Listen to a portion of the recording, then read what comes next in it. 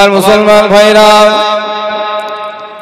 ও মুরব্বিয়ান গণেরা, আল্লাহ পাক রব্বুল আলামিন এই সমস্ত বান্দা বান্দীদেরকে লক্ষ্য করে বললেন, নবী ঈসা আলাইহিস সালাম, আল্লাহ পাক নবী ঈসা আলাইহিস সালামকে বড় ভালোবাসতেন। আল্লাহ নবী ঈসা আলাইহিস সালামকে আল্লাহ বড় ভালোবাসতেন। ঈসা আলাইহিস সালামকে আল্লাহ পাক রব্বুল আলামিন আসমান থেকে দস্তরখানের খাবারের ব্যবস্থা করে দিয়েছিলেন।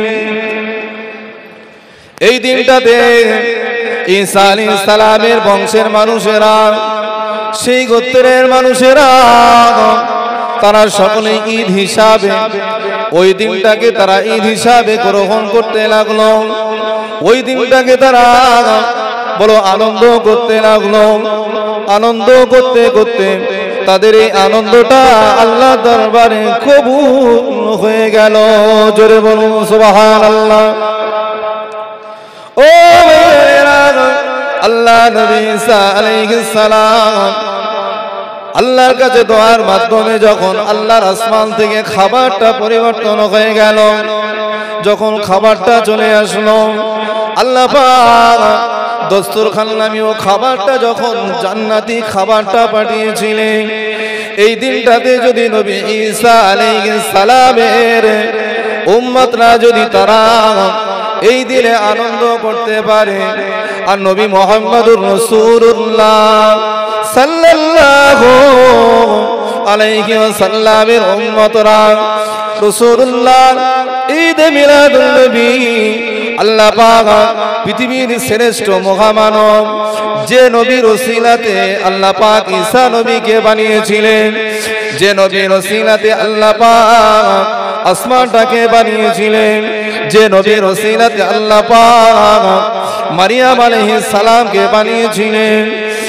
ওই নবীকে আল্লাহ পাক দুনিয়াতে পাঠানো দিনে আল্লাহ পাক কি উম্মতের জন্য ঈদ করাতে পারেন না?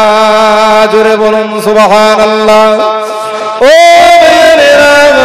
আল্লাহ নবী সমস্ত উম্মত উম্মতানিরা, ও আমার রাসূল প্রেমিক উম্মতিরা, ও আমার উম্মত উম্মতানিরা, রাসূলুল্লাহ সাল্লাল্লাহু আলাইহি ওয়াসাল্লাম পাক জবানে ফরমালেন, হযরত সিদ্দিক আকবর রাদিয়াল্লাহু তাআলা আনহু হুজুরকে যখন মক্কাবাসীরা জিজ্ঞাসা করলেন, এই হাদিসটা একটি রিওয়ায়াতের ভিতরে এসেছে, সাহাবী হুজুররা গিয়ে সিদ্দিক আকবর হযরত আবু বকর রাদিয়াল্লাহু তাআলা আনহুকে জিজ্ঞাসা করেছিলেন, হযরত আবু বকর রাদিয়াল্লাহু তাআলা আনহু, হুজুর আমার এই বিশ্বনবী দিবসকে আল্লাহ পাক এত মর্যাদা দান করেছেন, আজ সিদ্দিক আকবর আবু বকর এই দিনটা পালন না করা পর্যন্ত আবু বকর খুশি হতেন না। জোরে বলুন সুবহানাল্লাহ। ও হযরত আবু বকর রাদিয়াল্লাহু তাআলা আনহু তিনি তার জবানে ফরমালেন, দুনিয়ার জমিনে যখন কোনো বান্দা বান্দি আমি আবু বকর জানিয়ে দিলাম, আমি আবু বকর বলে দিলাম, দুনিয়ার জমিনে যে ব্যক্তি আমি আবু বকরের অনুসরণ করে রাসূলুল্লাহ যেদিন ভূমিষ্ঠ হলেন, সোমবার সুরে সাদেক 12 রবিউল আউয়াল মাসে যখন রাসূলুল্লাহ ভূমিষ্ঠ হয়েছিলেন, ওই কথাটা স্মরণ করিয়ে হযরত আবু বকর যখন বলেছিলেন, এই দিনেতে যে ব্যক্তি সাহায্য সহযোগিতা করবে, এক দিরহাম সাহায্য করবে, সহযোগিতা করবে, আমি আবু বকর জানিয়ে দিলাম ওই সমস্ত উম্মতদেরকে নিয়ে আমি আবু বকর আল্লাহ পাকের দয়ার জান্নাতে পৌঁছে যাব। জোরে বলুন সুবহানাল্লাহ। এই দিনের সম্মান হযরতে আবু বকর সিদ্দিক খলিফাতুল মুসলিমিন তিনিও করেছিলেন। জোরে বলুন সুবহানাল্লাহ। আজ আমার সমাজে কিছু মানুষের বিতৃষ্ণা থাকতে পারে। ঈসা আলাইহিস সালামের মায়েদা খাবার পাঠানোর দিনে যদি আল্লাহর নবী ঈসা আলাইহিস সালামের উম্মতদের কাছে ঈদ হতে পারে, যে নবীকে আল্লাহ পৃথিবীর শ্রেষ্ঠ নবী করলেন, যার স্মরণটা, যার জিকিরটা পৃথিবীতে শ্রেষ্ঠ জিকির করেছেন আল্লাহ, সেই নবীর জিকিরটা আল্লাহ পবিত্র কোরআনে আল্লাহ ঘোষণা করেছেন। সেই নবীর আলোচনা আর সেই নবীর দিবস পালন করতে আমরা বসেছি। আল্লাহ আমাদের জান্নাতি হিসাবে কবুল করেন, বলুন আল্লাহুম্মা আমিন। নবী দিবস, ঈদে মিলাদুন নবী আমরা পালন করছি। ঈদে মিলাদুন নবী আর সিরাতুন নবী দুটো এক জায়গায় করে ফেলবেন না। সিরাত মানে হলো পথ, চলার পথ, অনুসরণ করা। আজ আমরা বর্তমান সমাজে বর্তমানে আমরা উপস্থিত হয়েছি, রাসূলুল্লাহর জন্ম দিবসটা শুধু আনন্দ করে, উৎফুল্ল করে, আনন্দ করে কাটিয়ে দিলাম। বাকি সারা বছর আর সারা বছর ধরে আমরা রাসূলুল্লাহর কোন তরিকায় কাজ করব না, এই রকম উদ্দেশ্য নিয়ে কাজ করলে নবী দিবসটাও আমাদের জন্য বেকার হয়ে যাবে। তার কারণ আপনি ইতিহাস দেখুন, পৃথিবীর শুরু নবী আদম আলাইহিস সালাম থেকে নিয়ে যত নবীকে আল্লাহ পৃথিবীতে পাঠিয়েছে, প্রত্যেক নবীদের জামানাতে প্রত্যেক উম্মতদেরকে আল্লাহ পাক একটি সুন্দর পথ দিয়েছিলেন এবং সুন্দর সোজা পথে নিয়ে যাওয়ার জন্য আল্লাহ তাদের কাছে নবী এবং রাসূল পাঠিয়েছিলেন। জোরে বলুন সুবহানাল্লাহ। আল্লাহ আমাদেরকে জান্নাতে দেওয়ার জন্য শ্রেষ্ঠ নবীকে আল্লাহ পাক পৃথিবীতে পাঠিয়েছিলেন। জোরে বলুন সুবহানাল্লাহ। সেই নবীর উম্মত আমরা, সেই নবীর সম্মান করতে পারলে আমরাও আল্লাহর জান্নাতি হব। জোরে বলুন সুবহানাল্লাহ। ও নওজওয়ান যুবকেরা, মুরব্বিয়ানেরা, ও আমার নবী পাক মিয়াকে আশিকেরা, আল্লাহ পাক রব্বুল আলামিন এই সমস্ত বান্দা বান্দীদেরকে বড় ভালোবাসেন। যারা আল্লাহ নবীর আশিক হয়ে যায়, যারা আল্লাহ নবীর আশিক প্রেমিক হয়ে যায়, ওই সমস্ত বান্দা বান্দীদেরকে আমার আল্লাহ বড় রাজি খুশি হয়ে জীবনে সমস্ত গুনাহগুলো মাফ করে দেন। জোরে বলুন সুবহানাল্লাহ। কোন এক রিওয়ায়াতের ভিতরে, একটি কিতাবের ভিতরে দেখছিলাম, কোন এক জামানার কোন একজন বৃদ্ধা মানুষ, বয়স হয়ে গিয়েছে 70 বছর বয়স। লোকটা দাঁড়িয়ে রাখতো সারা জীবন, কোনো ভালো কাজ জীবনে করতেন না, কোনো ভালো আমল তার ছিল না, কোনো নামাজ তার ছিল না, কোনো রোজা তার ছিল না। রাসূলুল্লাহর উম্মত হওয়ার জন্য বড় মনে আবেগ করেছিলেন, আমি যদি আখিরি নবীর উম্মত হয়ে যেতাম, আল্লাহ পাক আমাকে বড় নিয়ামত দান করে দিতেন। জোরে বলুন সুবহানাল্লাহ।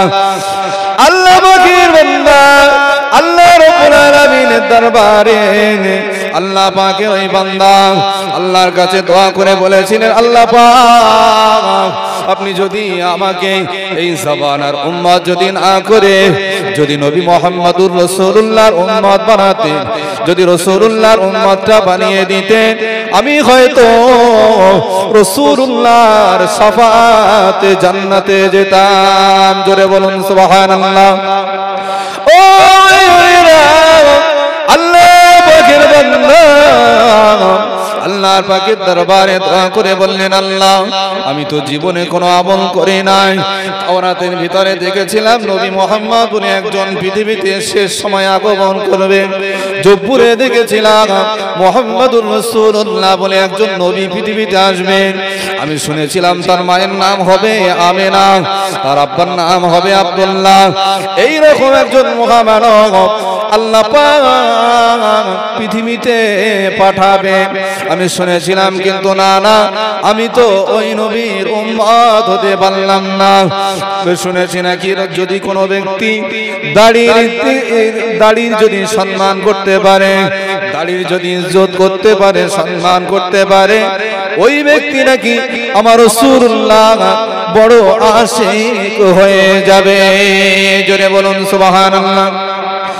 আল্লাহর বান্দা আল্লাহ রাব্বুল আলামিনের দরবারে দোয়া করে ফরিয়াদ করে বলেছিলেন, আল্লাহ আমি জীবনে তো কোনো আমল করতে পারি না, জীবনে কোনো আমল আমি করতে পারি না, ভালো নামাজ আমি পড়তে পারলাম না, আমি রোজাও করতে পারলাম না। রব্বুল আলামিন আল্লাহ আমি জীবনে দাড়ি সম্মান করেছিলাম।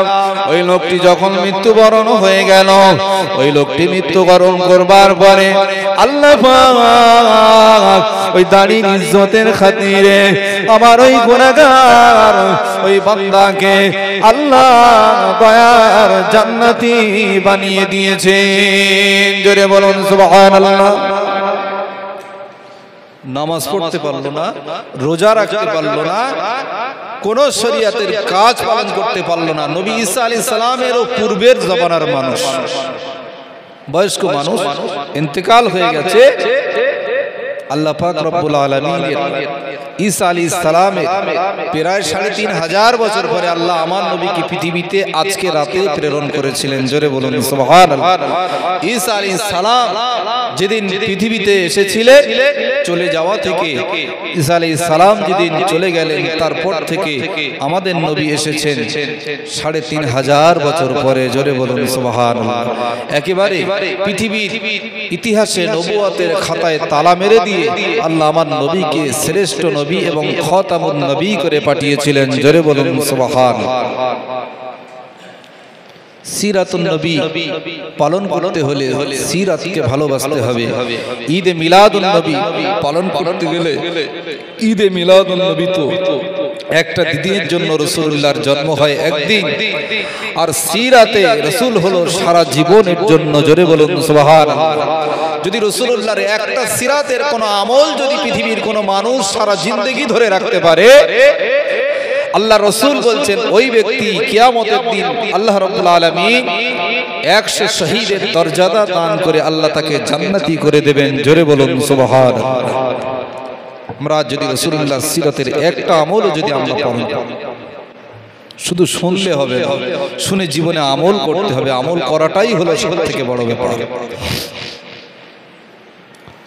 মক্কার কুফারে কুরাইশেরা মক্কার কুফারে কুরাইশেরা আমার রাসূলুল্লাহ যখন দুনিয়াতে ভূমিষ্ঠ হবে, দুনিয়াতে ভূমিষ্ঠ হওয়ার সময় হয়ে গিয়েছে আম্মা জান আমিনা।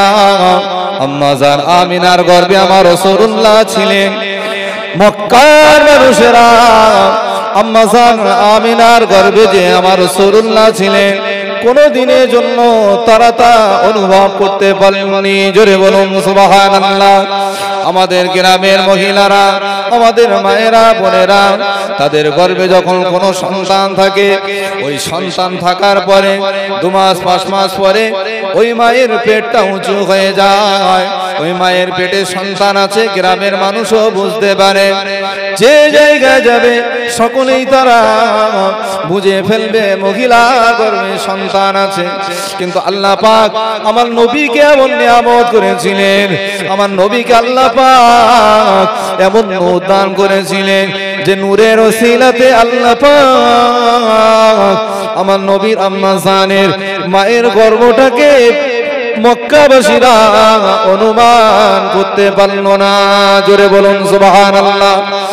আল্লাহ নবী যেদিন ভূমিষ্ঠ হয়ে দুনিয়াতে আসবে, ওই কঠিন ওই সময়তে আল্লাহর নবীর আম্মা জান মা আমিনা কোনো কষ্ট অনুভব করেন না। আম্মা জান মা আমিনা কোনো কষ্ট অনুভব করেন না। গর্ভে সন্তান আছে কোনো কিছু অনুভব করেন না।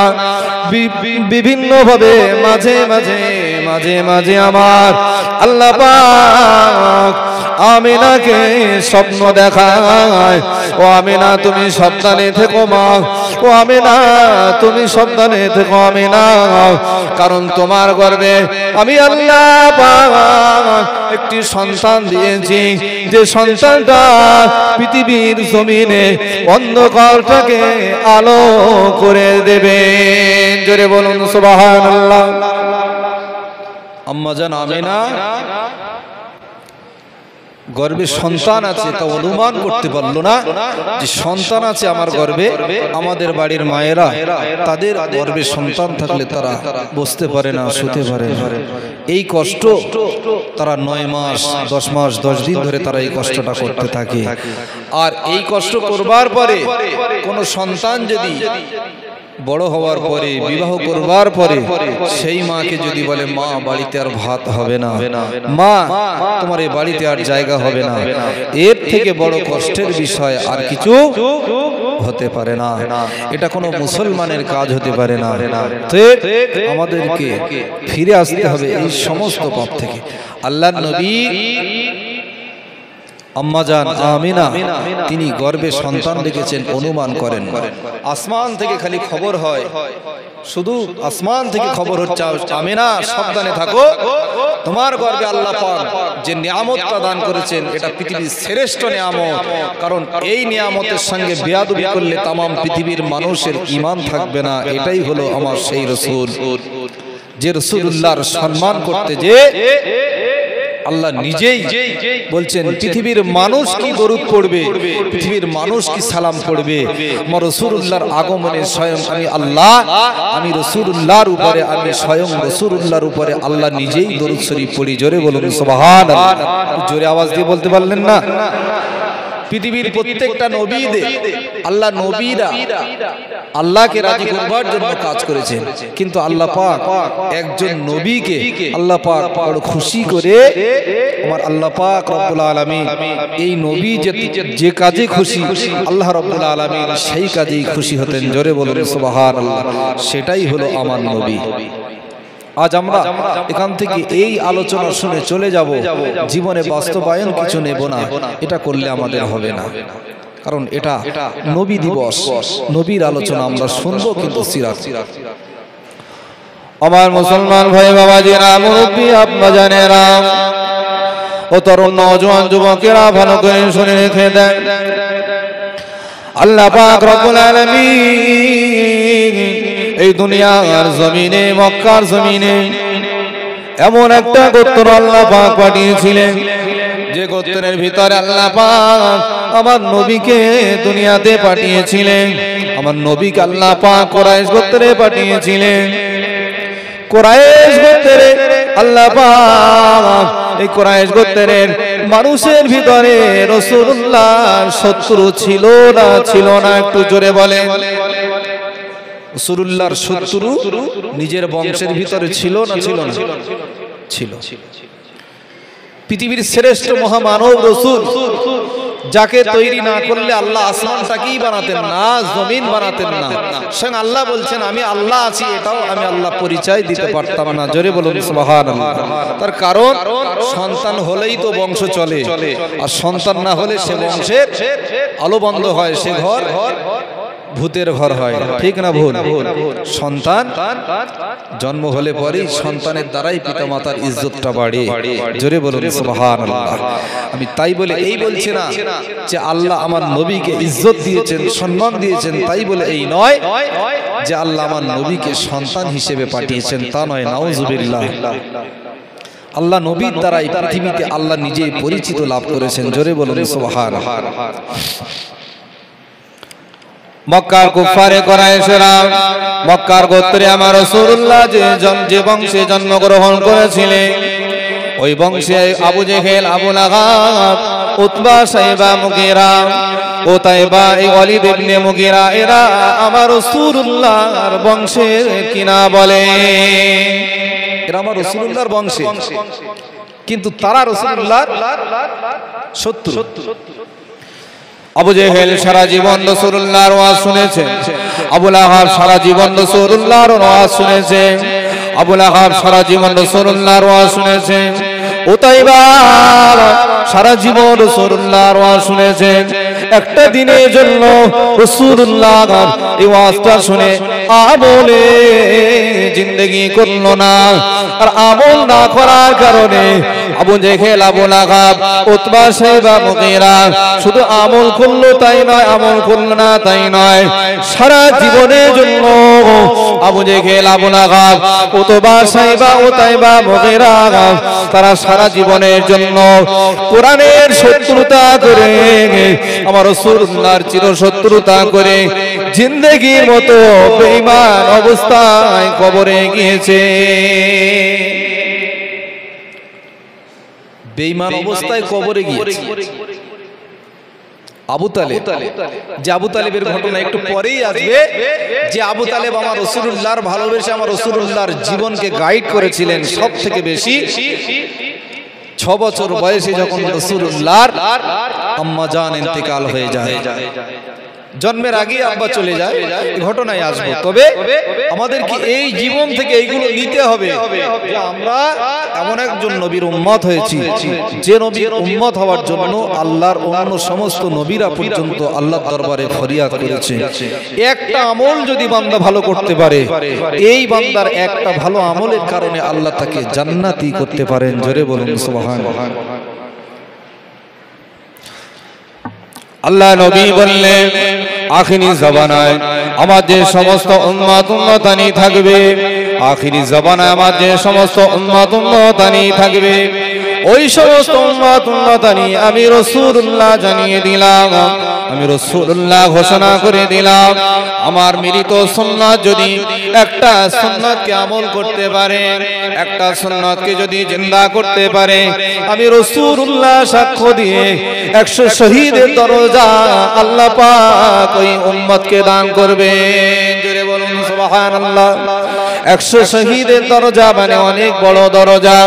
শহীদের দরজা মানে শহীদ কারে বলে একটুখানি বুঝে নেন।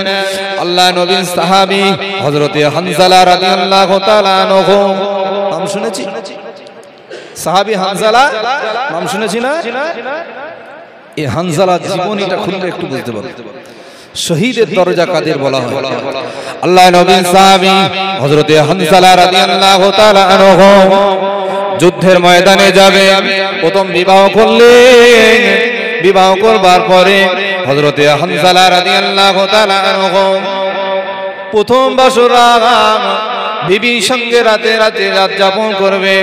তার অনেক আগে আমার রাসূলুল্লাহ বলে দিয়েছিলেন, ও সাহাবীরা আমি রাসূলুল্লাহ জানিয়ে দিলাম, শুনে রেখে দাও, আমি রাসূলুল্লাহ তোমাদেরকে জানিয়ে দিলাম, তোমরা এই মক্কার কুফফার কুরাইশদের বিরুদ্ধে, মদিনার মানুষের বিরুদ্ধে যখন কোনো যুদ্ধের জন্য তামামা বেজে উঠবে, আমি রাসূলুল্লাহ দিনের জন্য যখন রাসূলুল্লাহ যুদ্ধের তামামা বেজে উঠবে, ওই সময় সাহাবা তোমরা আর কেউ বাড়িতে থাকতে পারবে না, আমি রাসূলুল্লাহর হুকুমে যুদ্ধের ময়দানে তোমাদের চলে আসতে হবে।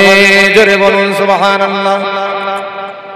ঘোষণা দিয়েছেন অনেক আগে, 2 দিন 3 দিন পূর্বে, 1 সপ্তাহ পূর্বে রাসূল ঘোষণা দিয়েছেন, যুদ্ধের ময়দানে যখন ডাক দেব, আমি রাসূল যখন ডাকবো, রাসূলুল্লাহর ডাকে যুদ্ধের ময়দানে দামামা যেই বাজবে, সাথে সাথে তোমরা আমি রাসূলুল্লাহর ডাকে যুদ্ধের ময়দানে আমি রাসূলুল্লাহর ডাকে তোমরা হাজির হয়ে যাবে। জোরে বলুন সুবহানাল্লাহ।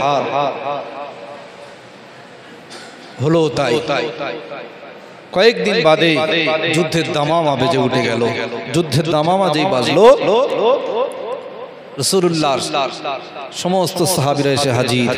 আল্লাহর নবী সাহাবী হযরতে হানজালা রাদিয়াল্লাহু তাআলা আনহু, তিনি আসবেন, প্রথম বিবাহ করেছেন, প্রথম রাত, স্ত্রী স্বামী স্ত্রী খোঁজ গল্পের রাত, একটা মানুষের আনন্দের দিন, খুশির দিন।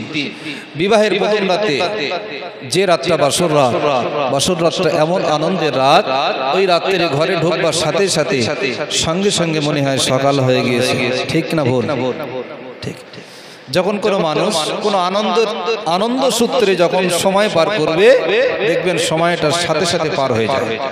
আপনি খেয়াল করবেন, ট্রাই করবেন, অবশ্যই আপনি বুঝতে পারবেন। আনন্দের সঙ্গে কোনো সময় কোনো দিন পার করলে সাথে সাথে সে দিনটা পার হয় বা সময়টা পার হয়। কিন্তু কষ্টের সাথে যদি কোনো সময় পার করতে হয়, সেটা কষ্ট ছাড়া আরো কষ্ট বেড়ে যায়, ঠিক না ভুল? সারাদিন যদি পেট ব্যথা করে, একটা ওষুধ খেয়ে জাহাজ করে সারাদিন পাস করলেন। একটা মানুষ, দুটো মানুষ, একটা লোক ভ্যান চালায় আর একটা লোক এসি ঘরে শোয়, বিরাট ইনকাম করে। এসি ঘরের ভিতরে রাত্রের বেলা আরাম করে। যে লোকটা এসি চালিয়ে শুয়েছে, রাত্রের বেলা 10টার সময় শুয়েছে, বাবু মানুষ, বিরাট টাকা ইনকাম করে, বাবু মানুষ। এসি চালিয়ে দিয়ে শুয়েছে, সাথে সাথে সকাল হয়ে গেছে, এসি থেকে বার হতে আর ভালো লাগছে না, উঠেই বলছি এই শুলাম আর এই সকাল হয়ে গেল। লোকটা আরামে ছিল, এসি ঘরে ছিল বলেই এত তাড়াতাড়ি সকাল হয়েছে লোকটা অনুভব করতে পারলো না। কিন্তু যে লোকটা সারাদিন ভ্যান চালিয়ে এসে শুয়ে পড়লো, সে রাত কিভাবে গেল, আর রাতের ভিতরে রাত যেন যায় না, সকাল হয়ে যাবে। আবার ওই যে লোকটা ভ্যান চালিয়ে কষ্ট করে রাতের বেলা এসে একটু আরাম করতে গেল, রাতের বেলা 12টার সময় হলো পেট যন্ত্রণা। পেট যন্ত্রণা যখন শুরু হয় বা মাথার যন্ত্রণা বা শরীর কোনো অসুস্থ শুরু হয়, কোনো ডাক্তার বা কোনো বাড়ির পাশের মানুষ কেউ যদি বলেন যে সকালবেলা একটু ডাক্তারখানা নিয়ে যেতে হবে, সে সকাল আর হয়, সে সকালটা আর যেন পার হয় না, সে রাত। পেট যন্ত্রণা হচ্ছে, বিশাল যন্ত্রণা, থাকতে পারছে না, তোলা আচার খাচ্ছে, আচার খেতে খেতে বলছে বাপ গেছি মা গেছি, বাপ গেছি মা গেছি বলে একবার উপাস আর একবার উপাস, এই করতে করতে করতে করতে রাত যেন শেষ হয় না। যতবার ফাঁকায় তাকায়, বাইরে তাকালে যেন রাত আর রাত, সকাল আর হয় না। যারা কষ্টে থাকে, কষ্টে থাকলে সময়টা পার হয় না। তাই এই আল্লাহর নবীর এই জন্মের আগমনে আমরা যে খুশি হয়েছি, এই খুশিটা আল্লাহ পাক আমাদের সকলের জন্য নাজাতের ওসিলা করে দেবেন। জোরে বলেন সুবহানাল্লাহ। কিন্তু খুশি হওয়ার পরে এই খুশিটা আমাদেরকে ধরে রাখতে হবে, রাসূলুল্লাহর সিরাতের উপরে আমল করতে হবে। Abu Jahl, Abu Lahab, Utba, Saiba, Mughira, এরা তো রাসূলুল্লাহ সর্বদাই সারা জীবন চক্রান্ত করে গেল না, সারা জীবন চক্রান্ত করে গেল কি করে মুহাম্মদকে শেষ করা যায়। এই উম্মত পিছনে চলে যাওয়া যে একটা সুন্নাতকে আল্লাহ এই উম্মত বাঁচাতে পারলো, আমি রাসূলুল্লাহ তার সঙ্গী হিসাবে আল্লাহ পাক রব্বুল আলামিন তাকে জান্নাতে নিয়ে যাব। জোরে বলুন সুবহানাল্লাহ। বলছিলাম হানজালা রাদিয়াল্লাহু তাআলা আনহু আরামের রাত বিছানায় যাবেন, স্ত্রীর সঙ্গে গিয়ে খোঁজ গল্প করবেন, কিন্তু যুদ্ধের দামামা বেজে গেল। ইসলামের জন্য শহীদ হতে হবে, ইসলামের জন্য জাহান দিতে হবে, ইসলামের জন্য ইসলামের কোরআনকে প্রতিষ্ঠিত করতে হবে, রাসূলুল্লাহ দ্বীনকে প্রতিষ্ঠিত করতে হবে। এটাই তো হলো আল্লাহর দ্বীন ও ধর্ম। আল্লাহ রাসূল ডেকেছেন, পৃথিবীর কোনো মানুষ আমাকে আটকাতে পারবে না। আল্লাহ নবী জানিয়েছেন, লা ইউমিনু আহাদুকুম হাত্তা আকুনা আহাব্বা ইলাইহি মিন ওয়ালাদিহি ওয়া ওয়ালাদিহি ওয়ান নাসি আজমাইন। ও নবী উম্মত উম্মতানিরা, আল্লাহ নবী জানিয়েছেন, যদি কোন আমার উম্মত উম্মতানি যদি ঈমানদার হতে চায়, মুমিন হতে চায়, যদি কোন বান্দা বান্দি জান্নাতি হতে চায়, পৃথিবীর যত মানুষ আছে, পৃথিবীর আব্বা মা সন্তান স্ত্রী পরিজন স্বামী স্ত্রী জমি জায়গা ঘর বাড়ি, পৃথিবীর সমস্ত সম্পদের থেকে আমি রাসূলুল্লাহ আমাকে ভালোবাসতে না পারলো, আমি রাসূলুল্লাহ ওই ব্যক্তি আমি রাসূলুল্লাহর কাছে পরিপূর্ণ মুমিন হতে পারবে না। জোরে বলুন সুবহানাল্লাহ। আল্লাহ নবী সাহাবী হযরত ওমর বলেছিলেন, ইয়া রাসূলুল্লাহ, ইয়া হাবিবাল্লাহ হুজুর, ইয়া রাসূলুল্লাহ, ইয়া হাবিবাল্লাহ হুজুর, আমি তো পৃথিবীর সব থেকে আপনাকে বেশি ভালোবাসতে এখনো পারলাম না। আমার অন্তরে আমার স্ত্রীর মহব্বত আছে, আমার সন্তানের মহব্বত আছে, আমার পাড়া প্রতিবেশীর মহব্বত আছে, আমার আব্বা মায়ের মহব্বত আছে, আমি কি মুমিন হতে পারলাম না? আল্লাহ নবী বলেছিলেন, ও বাবা ওমর, তুমি এখনো পরিপূর্ণ মুমিন হতে পারলে না। জোরে বলুন সুবহানাল্লাহ। আল্লাহ নবী সাহাবী হযরত ওমর আবার সেইখানে দাঁড়িয়ে বলেছিলেন, ইয়া রাসূলুল্লাহ, ইয়া হাবিবাল্লাহ, হুজুর আমি পৃথিবীর আমার আব্বা মায়ের থেকে, আমার সন্তানাদি, আমার স্ত্রী পরিজন পাড়া প্রতিবেশী, পৃথিবীর সমস্ত ধন সম্পদ থেকে আমি সব থেকে আপনাকে বেশি ভালোবাসি। জোরে বলুন সুবহানাল্লাহ। আল্লাহ নবী বলেছিলেন, ও বাবা ওমর, তুমি পরিপূর্ণ মুমিন হয়ে গেলে। জোরে বলুন সুবহানাল্লাহ। ওমর যখন রাসূলুল্লাহর সব কিছুকে উজাড় করে ভালো না বাঁচতে পারলো, ওমর ঈমান মুমিন হতে পারলো না, কিন্তু ঈমানদার। রাসূলের সামনে দাঁড়িয়ে আবার ওমর বললেন, হুজুর, আমি পৃথিবীর সবকে বিসর্জন দিয়ে আমি আপনাকে, আমার পৃথিবীর সব স্ত্রী পরিজন থেকে আমি আপনাকে সবথেকে বেশি ভালোবাসি। তখন আবার আল্লাহর রাসূল বললেন, তুমি পরিপূর্ণ মুমিন হয়ে গিয়েছো। জোরে বলুন সুবহানাল্লাহ। আল্লাহ নবীর সাহাবী হযরত উমর শুধু মুমিন নয়, আল্লাহ পাক রব্বুল আলামিন আশরায়ে মুবাশশিরা সাহাবীদেরকে আল্লাহ পাক জান্নাতি সাহাবী করেছেন। আল্লাহ পাক জান্নাতি সাহাবীদের ভিতরে আল্লাহ নবীর সাহাবী খলিফাতুল মুসলিমিন হযরত উমরকে আল্লাহ নবী জান্নাতি বলে ঘোষণা করে দিয়েছিলেন। জোরে বলুন সুবহানাল্লাহ। ওমর জান্নাতি সাহাবী। এই ওমরকে রাসূল বলছেন, তুমি মুমিন হতে পারলে না যদি পৃথিবীর সব থেকে আমি রাসূলকে না ভালোবাসতে পারি। এটাই রাসূলুল্লাহর তৈরি দিন। রাসূলুল্লাহর ভালোবাসা আমাদের পয়দা করতে হবে। রাসূলুল্লাহর ভালোবাসা শুধু ঈদে মিলাদুন নবী দিয়ে নয়। রাসূলুল্লাহর ভালোবাসা হলো রাসূলুল্লাহর সিরাত। রাসূল কোন কাজটা নিষেধ করেছেন, আল্লাহ পাক কোরআনে বললেন, মা আতাকুমুর রাসূলু ফাখুযুহু ওয়া মা নাহাকুম আনহু ফান্তাহু। ও দুনিয়ার মানুষেরা, আমি রাসূলুল্লাহ তোমাদেরকে জানিয়ে দিলাম, আল্লাহ পাক হুকুম করলেন, আমি রাসূলুল্লাহ আল্লাহর পক্ষ থেকে যেটা তোমাদেরকে নিষেধ করলাম, ওই নিষেধাজ্ঞাটা তোমরা মেনে নাও। আমি আল্লাহর পক্ষ থেকে আল্লাহ পাক আমাকে যেটা দান করেছেন, আমি যেটা তোমাদেরকে নিষেধ করলাম, ওই নিষেধাজ্ঞাটা যদি তোমরা মেনে নিতে পারো, আমি রাসূলুল্লাহ আমার এই সমস্ত উম্মতের জন্য জামিনদার হয়ে যাব। শুধু জামিনদার নয়, আমি রাসূলুল্লাহ ওই উম্মতের জন্য আল্লাহর দয়ার জান্নাতে নিয়ে যাব। জোরে বলুন সুবহানাল্লাহ। তবে শর্ত হলো রাসূলুল্লাহ যেটা আদেশ করেছেন সেটা করতে হবে।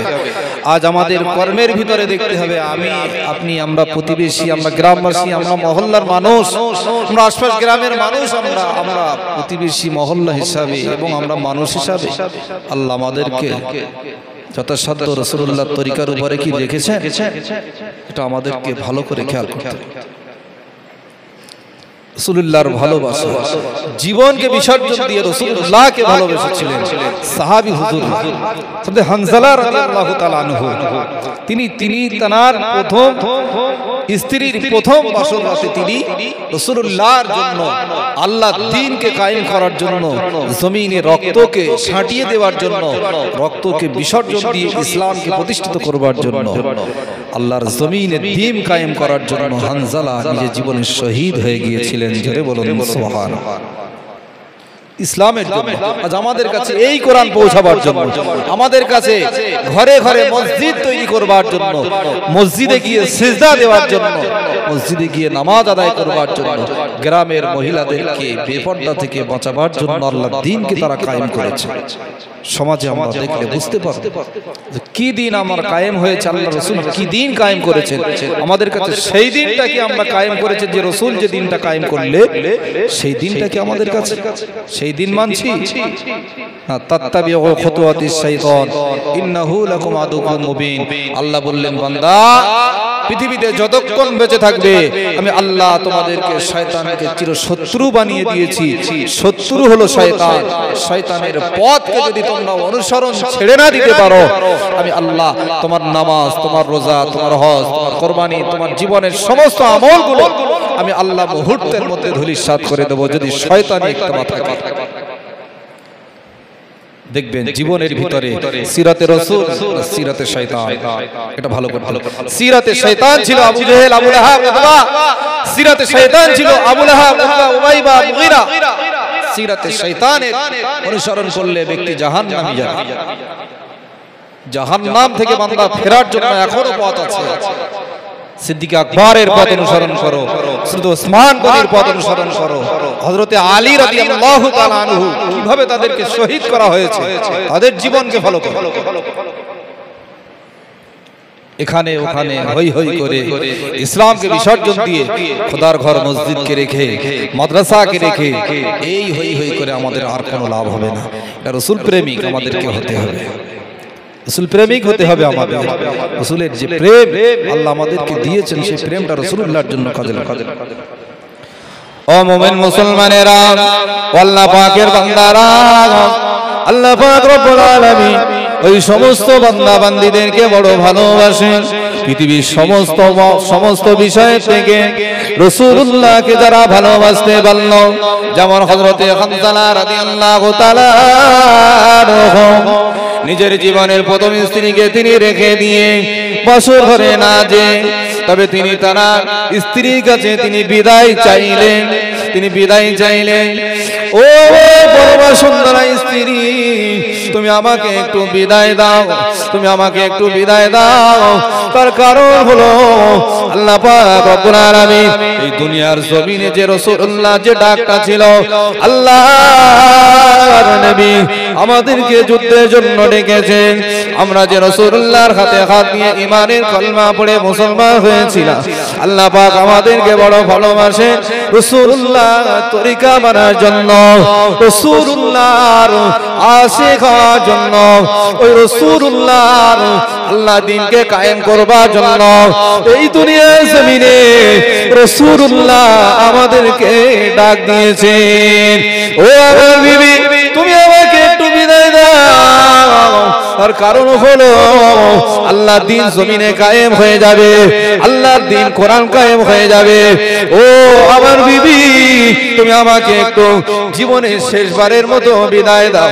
স্ত্রী বললেন, তুমি আমার সঙ্গে আজকে প্রথম রাতে আনন্দ করতে আসলে, খুশিতে আবেগ বাগেবাগ হয়ে গেলাম, কিন্তু তুমি আমার কাছ থেকে বিদায় নিয়ে চলে যাও। যদি পৃথিবীর অন্য কোনো জায়গায় যাও, আমি তোমাকে জীবনের মতো ছেড়ে দিতাম না। তবে এটা শুনে রেখে দেন, যদি আল্লাহর দ্বীন কায়েম করার জন্য রাসূলুল্লাহ ডাকে যদি আপনি দ্বীন প্রতিষ্ঠিত করবার জন্য যান, আর রাসূলুল্লাহ ডেকেছেন, আমি স্ত্রী হিসাবে আপনাকে আটকানোর জন্য আমার অধিকার নাই। আপনি আল্লাহর নবীর সাহাবী, আপনি চলে যান, আপনি চলে যান। দ্বীনকে বাঁচাবার জন্য আপনাকে চিরজন্মের মতো আমি বিদায় দিয়ে দিলাম। আমাদের স্ত্রীদেরকে যদি ডেকে বলা হয় অমুক জায়গায় দ্বীন প্রতিষ্ঠিত হবে, ওই দ্বীন প্রতিষ্ঠিত করতে আমাদেরকে একটু যেতে হবে। তা ও পাড়ার কিছু মানুষ গেছে, আমরা একটু যাব, তা তুমি একটু রাজি হও না, একটু আমি যাই, দ্বীন প্রতিষ্ঠিত করব, কোরআন মুছে দেওয়ার জন্য, কোরআন বিসর্জন দেওয়ার জন্য চেষ্টা করছি। সেই কোরআন প্রতিষ্ঠিত করবার জন্য আমাদেরকে একটু ডেকেছেন, আমাকে একটু যাব, একটু হুকুম দাও। স্ত্রী বলবে, হানজালার স্ত্রীর মতো বলবে তো নাকি? আমাদের স্ত্রী যদি বলি একটু বিদায় দাও, হানজালার স্ত্রী যেমন বলেছিল রাসূল ডেকেছে, আমি আপনার স্ত্রী, আপনার ডাকার আপনার বাড়িতে রেখে দেওয়ার অধিকার আমার নাই। জোরে বলুন সুবহানাল্লাহ। রাসূল যখন ডেকেছেন, আমি আটকানোর কেউ নয়, আপনি রাসূলুল্লাহর ডাকেই চলে যান। আমাদের স্ত্রীকে যদি বলি যে চলে এসো, ইসলামকে বাঁচাবার জন্য, দ্বীনকে বাঁচাবার জন্য একটু যেচ্ছি, তবে ফিরতে পারবো কি তার কোনো গ্যারান্টি নেই, একটু ছেড়ে দাও। আমাদের স্ত্রীরা সহজে ছাড়বে? দুটো ছেলে এখনো বিয়ে দেওয়া হয়নি, দুটো মেয়ে এখনো ঘরবন্দি বাকি, দুটো মেয়ের বিয়ে শাদী দাও, অনেক কাজ আছে এখন। ও যা হয় হোক, যে মরে মরুক, তোমার মরার দরকার নেই, তুমি বাড়ি থাকো, ঠিক না ভুল? ইসলাম যা হয় হোক, যে মরে মরুক, তোমার মরার দরকার নেই, তুমি বেঁচে থাকো, তুমি থাকলেই আমার সব হবে। ইসলাম চলে যাক, আমার দেখার দরকার নেই, স্বামী বেঁচে থাকলেই হবে।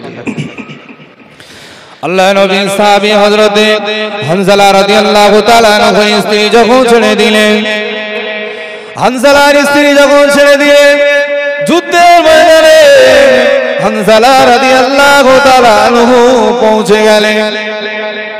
হানজালা রাদিয়াল্লাহু তাআলা আনহু যুদ্ধের ময়দানে পৌঁছে গেলেন। যুদ্ধের ময়দানে গিয়ে যুদ্ধ করতে করতে একটা সময় হযরতে হানজালা রাদিয়াল্লাহু তাআলা আনহু যুদ্ধের ময়দানে হুজুর শহীদ হয়ে গিয়েছিলেন। সকলে পড়ে নিন ইন্না লিল্লাহি ওয়া ইন্না ইলাইহি রাজিউন। হানজালা শহীদ হয়ে গেল। হানজালা রাদিয়াল্লাহু তাআলা আনহু যুদ্ধের ময়দানে স্ত্রীর কাছে শেষ বিদায় শহীদ হয়ে গেল। ও আল্লাহ নবী সাহাবীরা, আল্লাহ নবীর উম্মত উম্মতানিরা, ও নবী প্রেমিক আশিকেরা শুনে রেখে দেন, আল্লাহ নবী সাহাবী হযরতে হানজালা রাদিয়াল্লাহু তাআলা আনহুর স্ত্রী ছুটে ছুটে আসেন। ছুটে ছুটে এসে রাসূলুল্লাহ দরবারে হাজির হবেন, আগে দিকে পৌঁছালেন। যেতে যেতে হযরতে হানজালার স্ত্রী আমার রাসূলুল্লাহর কাছে যাবেন। রাসূলুল্লাহর কাছে পৌঁছে গেলেন। ইয়া রাসূলুল্লাহ, ইয়া হাবিবাল্লাহ, হুজুর বেয়াদবি মাফ করুন, বেয়াদবি মাফ করুন। আমি একজন নগণ্য একজন পরমা হানজালার স্ত্রী। হুজুর আমি হানজালা কেমন আছে জিজ্ঞাসা করতে আসলাম না। হুজুর আপনি যে কাজের জন্য আমার স্বামীকে ডেকেছিলেন, আমার স্বামীকে আমি আল্লাহর রাস্তায় আপনার পথে কুরবান করে দিয়েছি। জোরে বলো সুবহানাল্লাহ। আল্লাহ নবী বলেছিলেন, ও হানজালার স্ত্রী শুনে রেখে দাও, আমি রাসূলুল্লাহ জানিয়ে দিলাম এই মুহূর্তে আমার কাছে খবর আসলো যুদ্ধের ময়দানে হানজালা শহীদ হয়ে গেল। হানজালা শহীদ হয়ে গেল।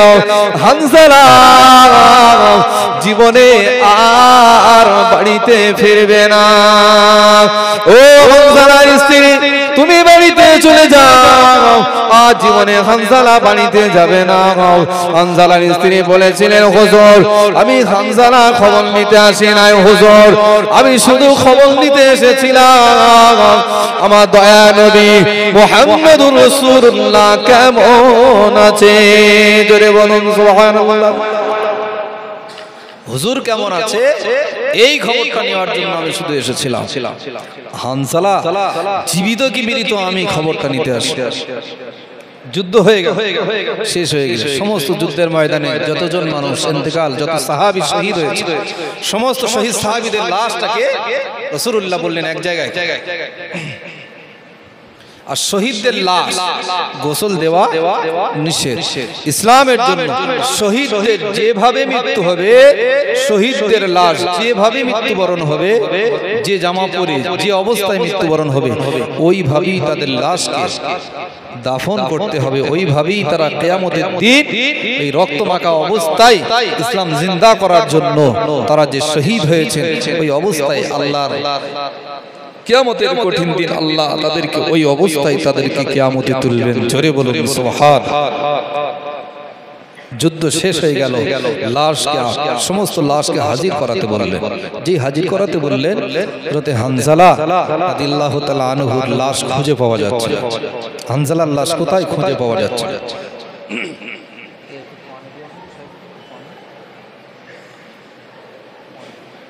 একটু দরুদ শরীফ আল্লাহুম্মা সাল্লি আলা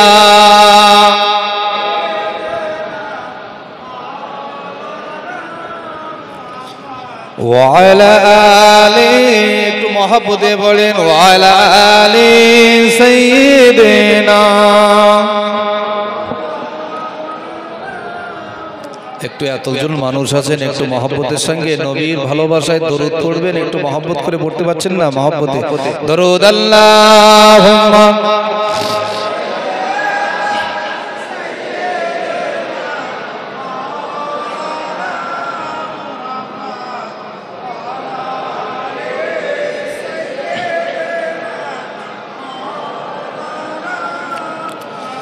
মনে বড় আশা ছিল যাব মদিনা, মনে বড় আশা ছিল যাব মদিনা। সালাম আমি করব গিয়ে নবীর রওজায় নবীর রওজায় আল্লাহুম্মা সাল্লি আলা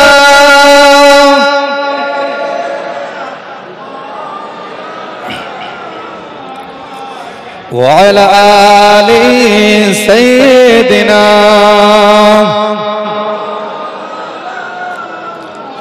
একটু তাকবীর দেন নারায়ে তাকবীর সবাই মিলে দেন আওয়াজটা নারায়ে তাকবীর আর সিলসিলায়ে হক মুজাদ্দিদে জামান